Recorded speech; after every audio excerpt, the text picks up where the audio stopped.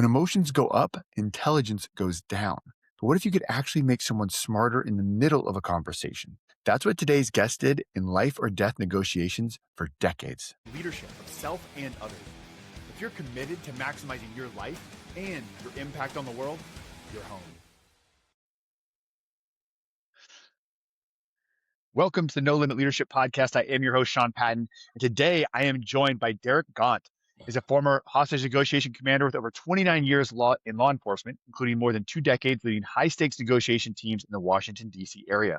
Today, he's one of the world's leading experts on negotiation and communication, working with organizations through the Black Swan Group, the firm founded by former FBI negotiator Chris Voss. Derek is also the author of Ego, Authority, Failure, and co-author of Fight Less, Win More, where he teaches how to use tactical empathy and emotional intelligence to influence outcomes, build trust, and lead more effectively in high-pressure situations. Derek, thanks for being on today, man. Thank you, Sean. I appreciate being here. You know, such an interesting, at least to us outside this career path, to go from working in the streets in law enforcement to the boardroom.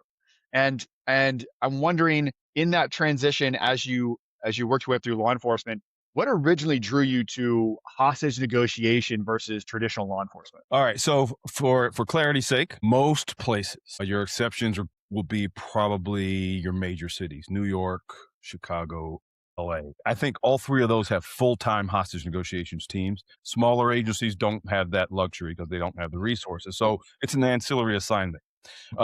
And so it's not like I became a cop and then went down the road of hostage negotiator. I still had to pay my dues in other areas of the department. But to answer your question more succinctly, I started my career in '88. I didn't spend a long time on the road before I got transferred to a street level narcotics unit. Now, if you're doing the math in your head, you understand that I came on in '88, which was, we were on the downslope of the crack cocaine epidemic, but it was still running full force. And so we poured a lot of effort and energy into street level narcotics enforcement. I got transferred over to that unit and I quickly found out a couple of things. Number one, there was a drug nexus to every crime that was being committed in the city. Somewhere along the line, whether it was robbery, burglary, auto theft, assaults, there was a drug nexus, which means the people in the drug world, because it's a small community, they talk. And it was very soon after I started interviewing some of these people that I realized that I could say specific things in a specific manner to elicit specific information from people who initially tell me they're not going to tell me anything. And I'm able to get information out of them. And I was intrigued by the psychology behind that. And so I started to study a little bit. And I got more and more interested in interpersonal communication. And then I did a role play for the hostage negotiations team. And I said, this is it. This is what I want to do. So when the opportunity presented itself in '97, I competed for one of 5 spots on the team and I got it. And I never looked back because it took what I learned as an investigator, as a detective, and it took it to an entirely different level as far as using your interpersonal communication skills to influence people into doing what you need them to do. In essence, that was my job as a hostage negotiator, was to move people in a certain direction. Did I have the force to make them move in that direction? Without question. But I never carried myself like that. I never wielded that over them, even though I had within my authority the ability to negatively impact his environment, and it was usually a him, anytime I wanted. I never carried myself like that because what I tried to do was create an atmosphere where I identify the negative emotions and dynamics that are driving the person's behavior, demonstrate an understanding that I see the lay of the land the way they see it. Now, notice I'm not saying that I agree with them. I'm not saying that I like them. I'm just saying to them, this is how you're seeing things. And this is not rocket science. That's all it takes for this world to be better, is to shut your mouth to what your goal and objective is and listen to what the other side says. And I don't care. The world is replete with conflict right now. So you picked one.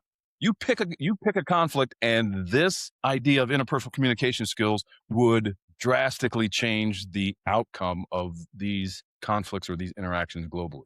All right. So I'm going to take a bit of a left turn based on what you just told me there. I think it's really interesting. I see exactly what you're saying. It makes total sense. Like getting in alignment, letting them know that you see the world they do, so you can then move from kind of a common view picture and how important this interpersonal communication is.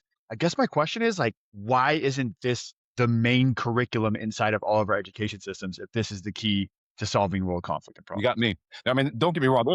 There are plenty of academic institutions that have therapeutic communications courses and negotiations courses, et cetera, et cetera, et cetera. But the difference between us, the Black Swan Group, and them is practical experience.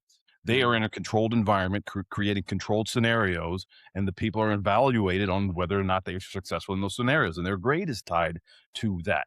And so they can have a contentious negotiation inside of a laboratory or inside of a classroom, but they're ultimately graded on whether or not they came to an agreement.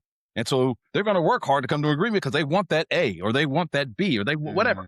And so it's all based on controlled environment and academia. The stuff that the Black Swan Group teaches has been tested and honed in the highest of stakes conversations on the planet.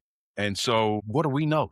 When I say we, I'm talking to the Black Swan Group. What do we know? We're cops. I didn't go to Harvard. I didn't go to Northwestern. And therefore, Harvard and Northwestern are never going to let me into their hallowed halls as an adjunct to teach this thing to their people. They're going to keep doing what they do. And so you get these people who spend thousands and thousands and thousands of dollars to get a degree, and they think that they have negotiation prowess. And the minute it gets pressure tested, it collapses because they don't have a good appreciation of the human nature response, which dictates negative emotions, negative dynamics, drive decision-making, and drive behavior, period. Almost everything that we do it because we feel like doing it. Everything is based on feeling. Everything is based on emotion. And so our methodology is about removing the negative emotions and dynamics as they see them. Because the minute, Sean, that I start removing the negative emotions and dynamics that might be associated with this interaction, the minute that I knock those down, you become smarter because you're not looking at me as a threat anymore. Because I've articulated for you things that you either could not articulate for yourself or you refuse to articulate for yourself. And think of a fulcrum. When negative emotions and dynamics are high, rational thinking is low. When I start to bring these down, the rational thinking starts to come up. I am actually making you smarter during the interaction by attacking the negative emotions and dynamics as you see them. The brain works up to 31% more efficiently when it's in a positive state. That should be great news for everybody because I can put you in a positive state. I can make you smarter. The flip side of that bears mentioning is I can also make you dumber. All I got to do is launch an ad hominem attack at you, and I'll make you I'll make you the dumbest rock in the box just by attacking you in an ad hominem fashion. For example, attacking your character, attacking your family, attacking your integrity, attacking your competence. All is going to make you dumber in the moment. And so, what was the original question? Why isn't everybody being taught that? Taught this? I don't know. I really don't know. And even people that are being taught it and the people that are teaching it are not doing it well. And I'm not throwing shade at academia. There are people within law enforcement that are not doing it well. And so it's a matter of learning what the foundational skills are. And then how do you get to Carnegie Hall, Sean? Do you know? How do you get the what? Carnegie Hall. Carnegie Hall in New York. How do I get there? Yeah.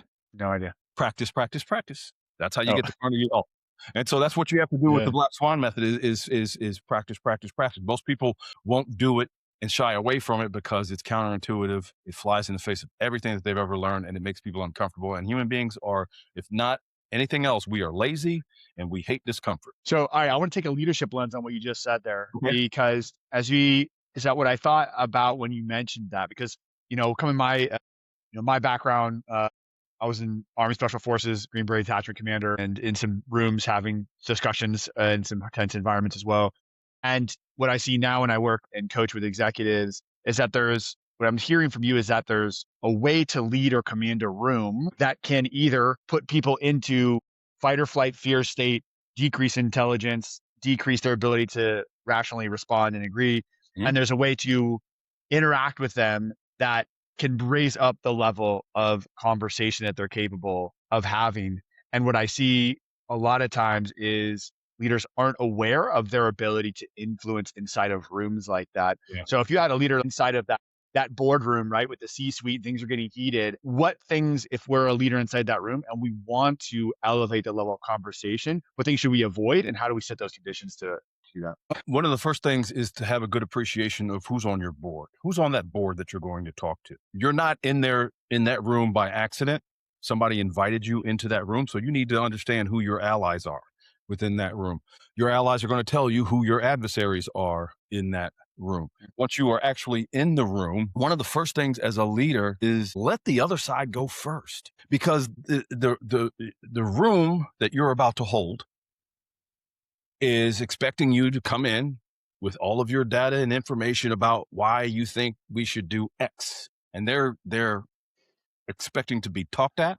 They're expected to be convinced. They're expected to be moved in a certain direction. So as soon as you walk into the room, they're looking at you as a threat, because the very fact that you're in that room means that you or somebody is proposing a change in the status quo. And a change in the status quo makes did he just say everybody?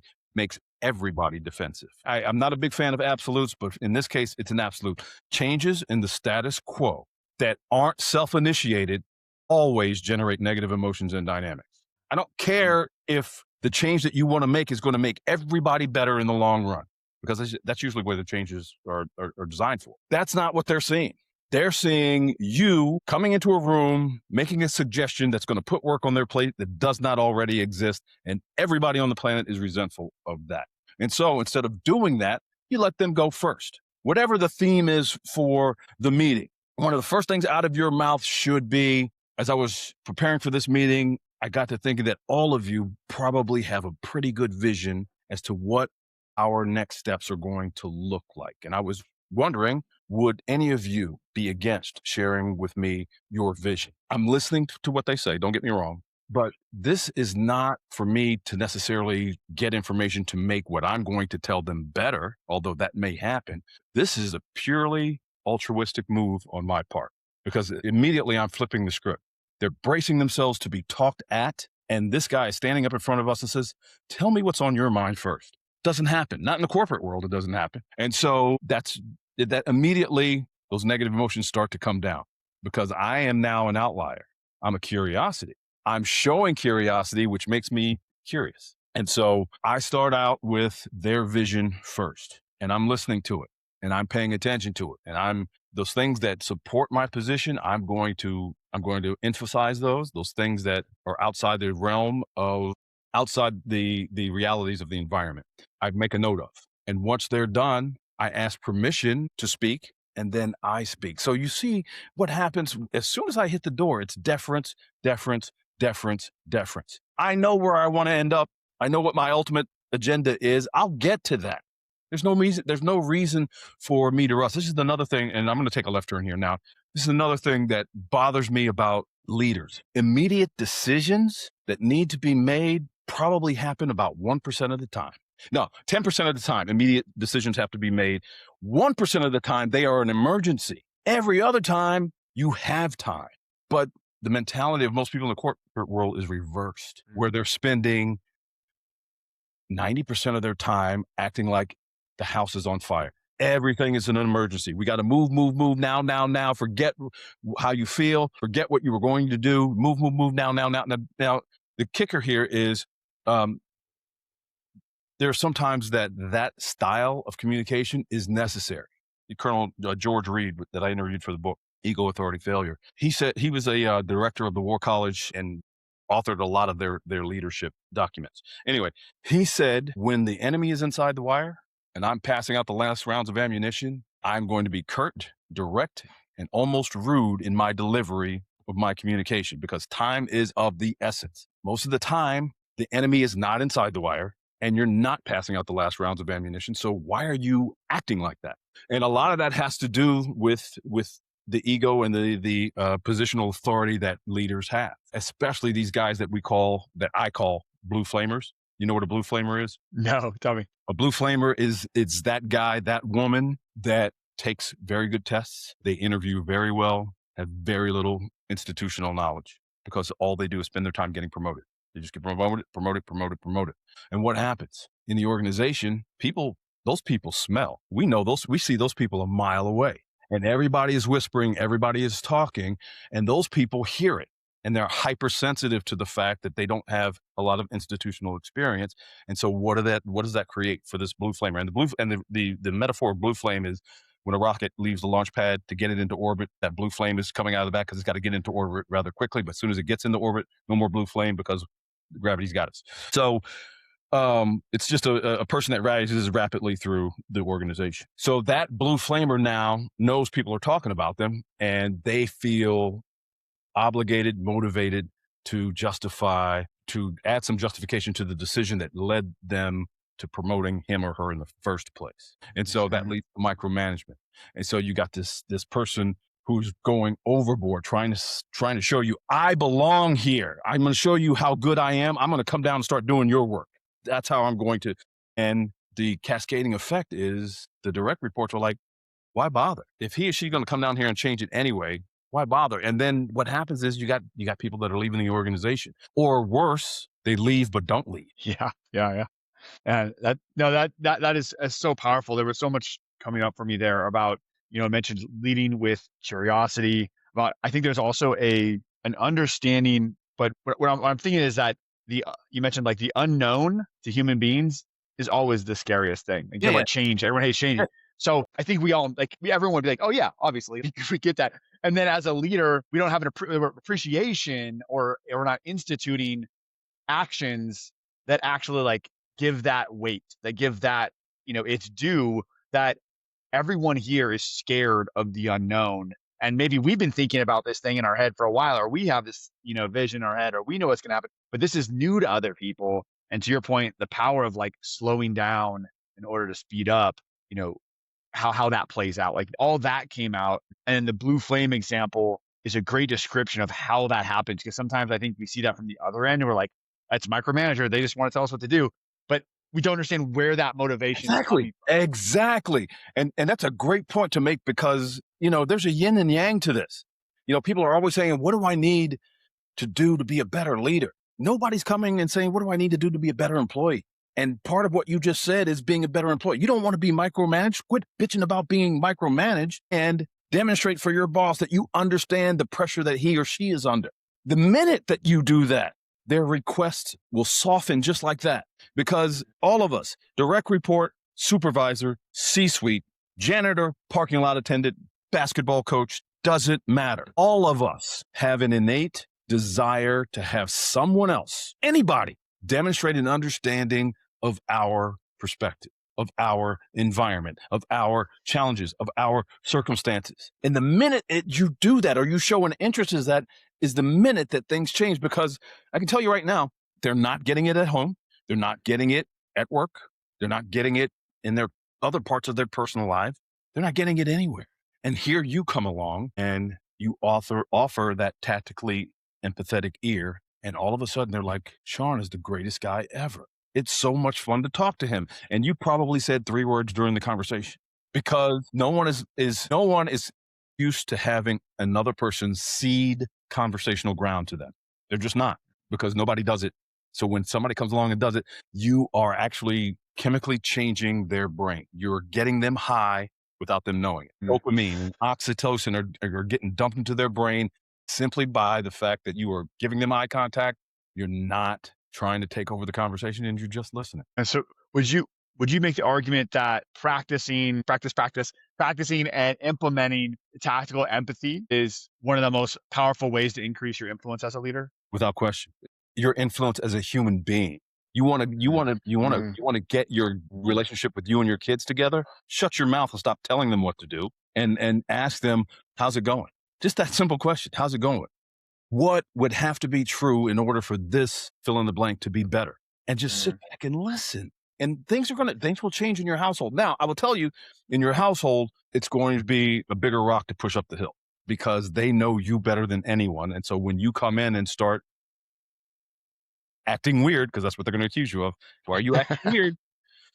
They're going to be hypersensitive to any changes in you. But it doesn't matter, because if you tell them that there's nothing nefarious about it, I talked to this guy on the podcast. He was telling me about this technique, and I've been trying it.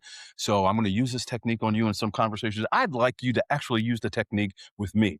Wow. Now you've taken the mystique away from it. They don't feel like you're trying to take advantage of them. And now you both are getting better. Man, I like to double click on this because, I'm part of a larger coaching firm called Novus Global. Part of the thing that we really work with organizations on, leaders on, we coach on is, the power of feedback. Like an organization that has a powerful feedback mechanism. So, and one of the critical parts of feedback is letting people know what you want feedback on. So like take that concept of what you just said of like, hey, I'm trying to get better at this. I'm trying to get better at listening. And I am interested, but I am struggling because I've just been conditioned that way. I'm trying to get better. I want feedback. Like, let me know if I'm doing this right or not, and call me out on it. Like, I think you put those two things together. Like, it's a Yep. powerful example of just like putting the cards on the table and be like, I'm trying to be a better listener because I care about you. And so if I talk over you, if I'm not doing that, let me know if I'm doing great or not. I mean, Yeah. there's real power in that. Yeah, no, it is very powerful. In regards to, we have a propensity when we're trying to influence people. Imagine it like this: we're you and I are standing on opposite sides of the street, and I'm spending my time telling you, "Come on over. It's much nicer on this side of the street. Come on over. Come on." And you're looking at the cars. You're like, "I'm not. What? No." And so instead of trying to beckon you over, what we espouse here at the group is, I'm going to walk to your side of the street and I'm going to stand shoulder to shoulder with you. And I'm going to look in the same direction as you to see what you see. And that's critical to demonstrate that you understand. It's not feeling what they feel. This is why I hate that. You need to walk a mile in my shoes to know where I've been. No, that's no.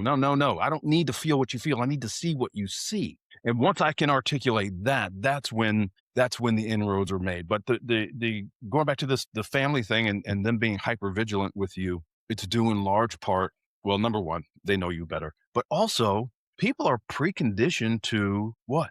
They're preconditioned to negotiation tricks and traps. And so when someone says, "What are you doing? You're doing something," what they're telling you is not that they necessarily think that you're a bad person. What they're telling you is, I've been burned by somebody who sounds just like you before, and I'm not going to do it again. That's what they're telling you. And so instead of wigging out that, "Oh my gosh, I used the Black Swan method and they called me out on it," that's not where your thought process should be. Your thought process should be, I wonder why he just said that. Why was it important for him to let me know that? There's something there. My gut is telling me that there's more there. And so I'm going to grab that thread or that string, and I'm going to pull on until I unravel that entire sweat. But the fact of the matter is, it's important for us to be genuine. And as I said at the top of the call, to stay curious. Even as a leader, there are things going on with your direct reports. They're going on with them right now that you have no clue about. You just don't. There are things that are going on with your household that you don't know about. So I'm always on the hunt for those black swans. I'm always encouraged when I uncover a black swan. Black swan is a little piece of information that drastically changes the direction of the dialogue and possibly the outcome if you uncover it. They're blind black swans and they're hidden black swans. The blind black swans are the black swans that the other side is in possession of, and they don't know it's important to me. The hidden black swans are the black swans that they are deliberately concealing from me. And trust me when I tell you, everybody, I don't care what's the stake, everybody that sits down with you is concealing information from you. And I know that because when you sit down with people, you conceal information from them.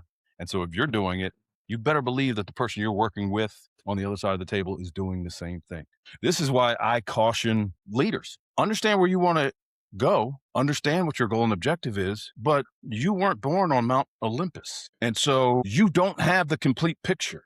And so if you are so married to your goal and objective, you are so married to your agenda that you are unwilling to change, even if you uncover new information, that's a recipe for disaster. And there are a lot of people like that. They make up their mind, they get married to what their agenda is, and they will not budge. And then they come to me and they wonder what happened. I said, you made a decision knowingly and intentionally based on incomplete information. How dumb is that? And so never be so sure about where you want to end up that you would not take something better if it came along. You have to be genuinely curious as you're talking with your direct reports to uncover other information from them. Now, what they give you may not change anything. That's fine, but you got to be curious. The other thing about curiosity is it'll keep you from getting triggered. No, sorry. It won't keep you from getting triggered. It'll keep you from responding to your trigger. Everybody's going to get triggered in a sensitive conversation. I will never tell you, don't get mad in this conversation. Don't get triggered.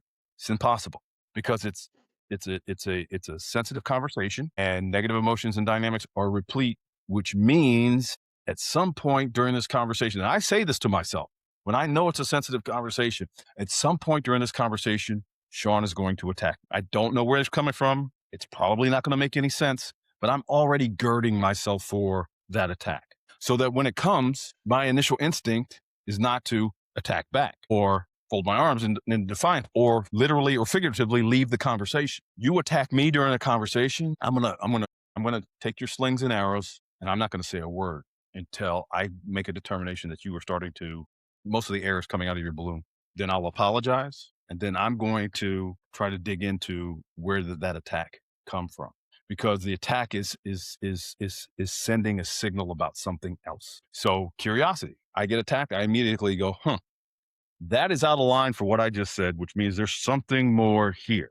The attack comes from one of three places. They are under tremendous pressure on their side, and you have failed to acknowledge it. Sean, I can't tell you how many times I've told bosses, how many times I've told direct reports. I appreciate the pressure that they are under, and it unlocks everything. Why?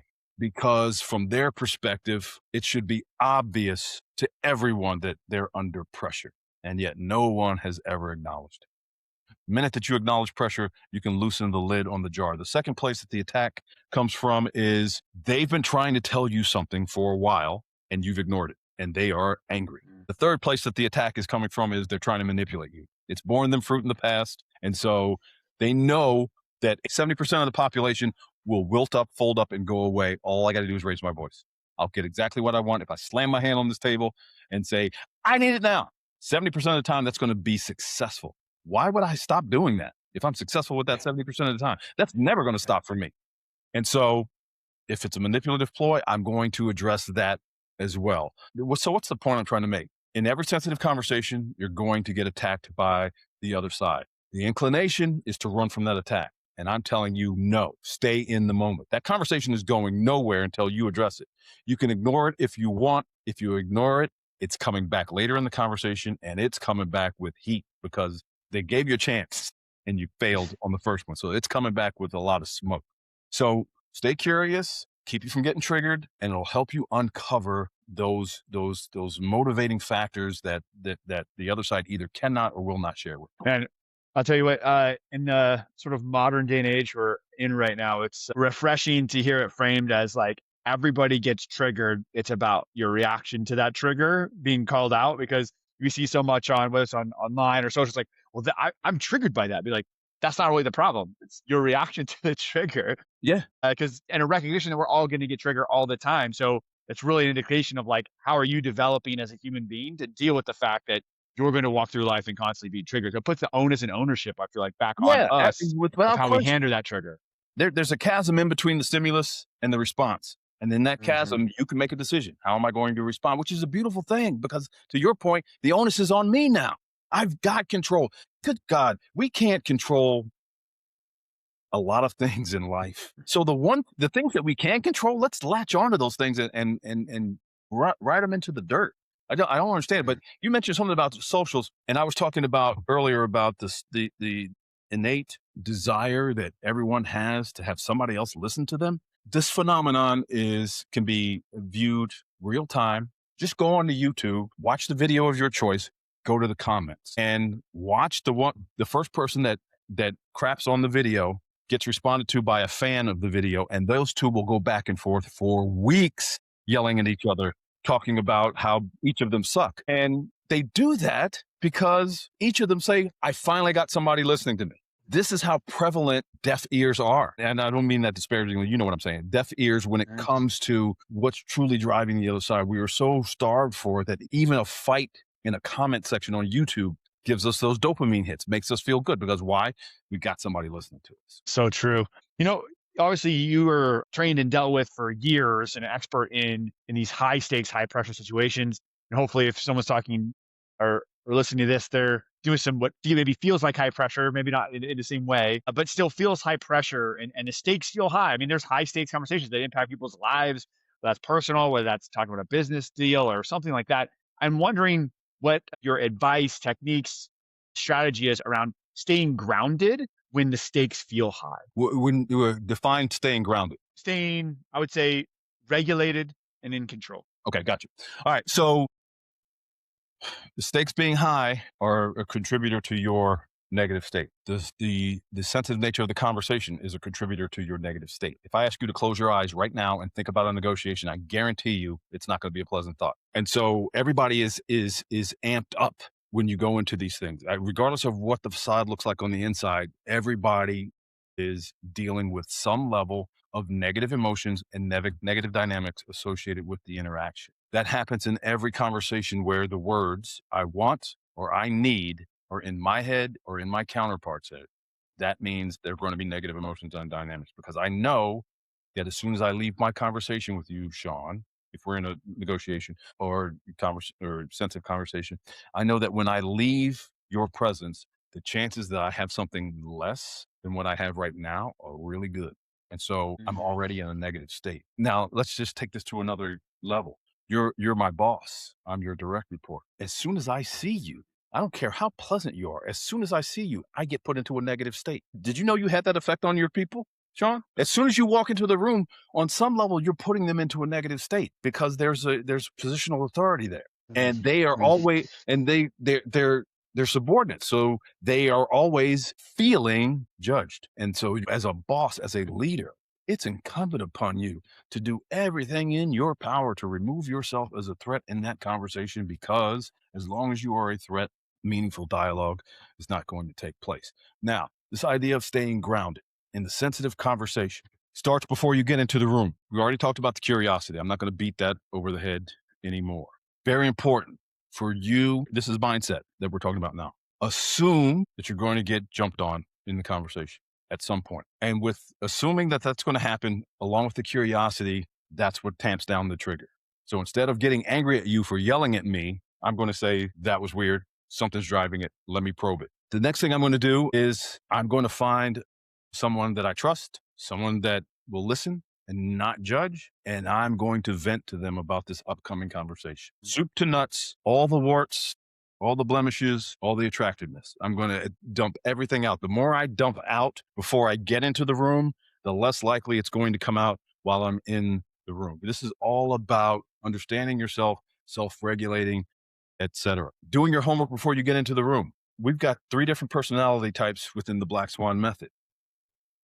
I am an analyst. I am show me the steps, show me the data, give me 72 hours, I'll make the decision. That doesn't work for an assertive. So I need to know, am I going in to talk with an assertive? Because an assertive is not going to want to play a bunch of numbers games with me. They want to know now, in the moment, am I on board or not? The accommodator wants to talk about other things unrelated to why we're there. I'm going to have to entertain some of that before we get down to business. So it's a matter of understanding the personality types that you're going to be dealing with in this sensitive conversation. If you're smart enough, and I'm sure that everybody that listens to you is, if I ask you, give me 7 objections that you hear on a regular basis, it would take you less than 10 seconds to write them down. Those objections now become your accusations audits before the conversation. And you take those off of the table, out of consideration. You take their power, their sting away, because you're going to mention them first. But the other thing, as far as mindset is concerned, is to go into the conversation and remember the person with whom you're dealing, whether it's internal or external, is not the adversary. The issue is the adversary.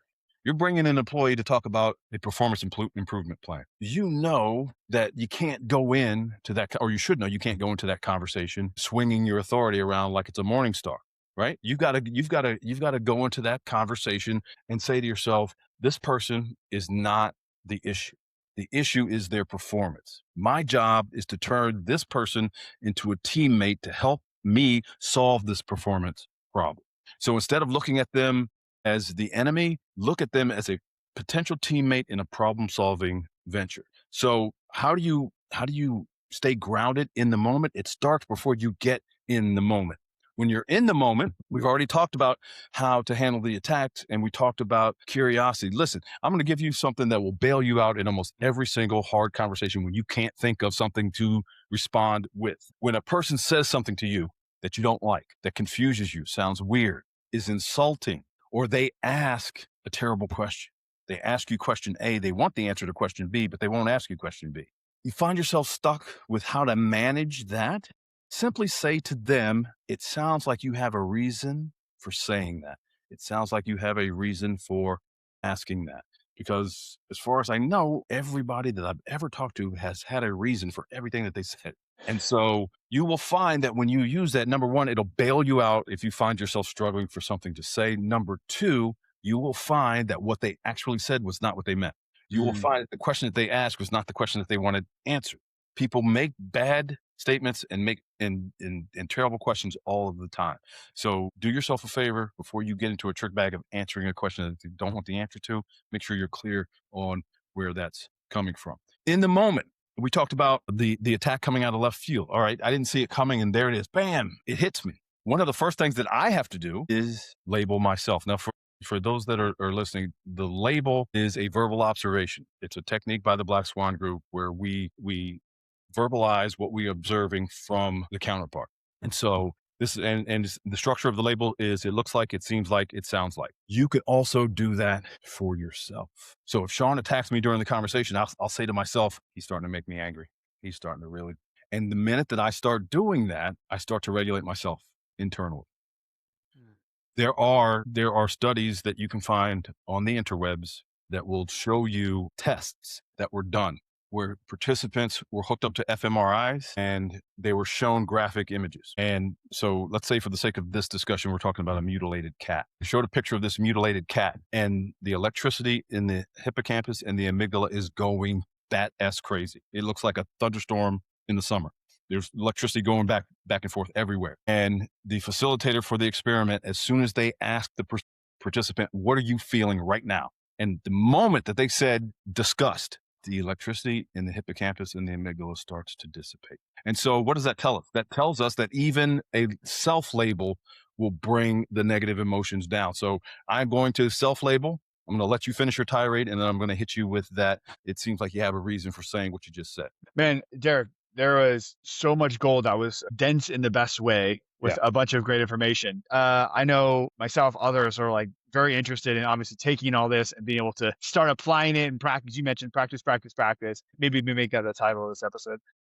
And you guys have an event coming up in Las Vegas next month, right? Yeah, and the 15th, we've got the Negotiator Mastery Dealmaker Days. It's 8 hours of in-person stuff with our coaching staff in Vegas, where we sharpen blades. We give a little advice. We do some push-ups with the Black Swan method, and we send them out of the door 8 hours later, re-energized and ready to take on the world. So if you can join us, go to Black Swan Limited, blackswanltd.com. And ticket information is available. Awesome. Derek, I appreciate your time today. I appreciate your service, and I appreciate the work you continue to do to help us all become better communicators in everything we do, both personally and professionally. Thanks, Sean. I appreciate it, man. Take care, bro. Thanks for being a part of the No Limit Leadership family. This isn't just a podcast. We're building a movement of no limit leaders driven to unlock our greatness and lead the world forward. If this made you think or gave you something useful, please, please, please, right now, go hit follow and then share it with one leader you believe in. Challenge limits, develop leaders, fuel greatness.